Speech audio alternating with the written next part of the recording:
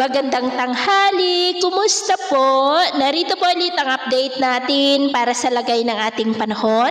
Ngayong tanghali po ng December 2, 2024. Sa ngayon po ay umaangat na ang shear line at ito ay nakakaapekto ngayon sa may Calabarzon at ilang bahagi ng Camarines Norte at Mindoro.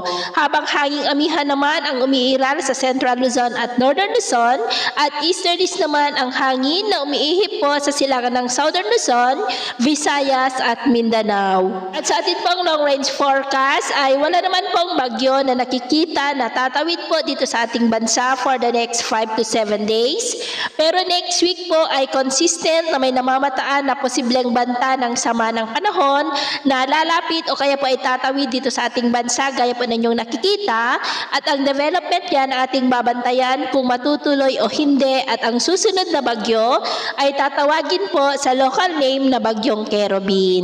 At sa lagay ng ating panahon, ngayong tanghali ay maayos ang panahon sa malaking bahagi ng ating bansa. Pero dahil po sa amihan at shear line ay cloudy skies with isolated light to heavy rains sa may Calabarzon, ilang bahagi ng Camarines Provinces, Catanduanes, Mimaropa, ilang bahagi ng Metro Manila, Bulacan, Bataan, Cagayan at silangan ng Isabela.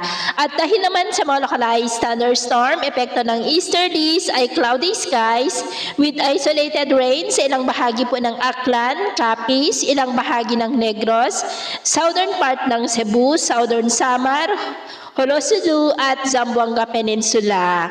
At sa susunod po ng mga oras ay posible pa rin ang cloudy skies with isolated rains, lalo na po sa may Calabarzon, Bicol Region, Mimaropa, ilang bahagi ng Metro Manila, Bulacan, Zambales, La Union, ilang bahagi ng Cordillera, Cagayan, Kabisayaan at Mindanao. Kaya mag-ingat po tayo sa mga banta pa rin ng mga pagbaha at pagguho ng lupa.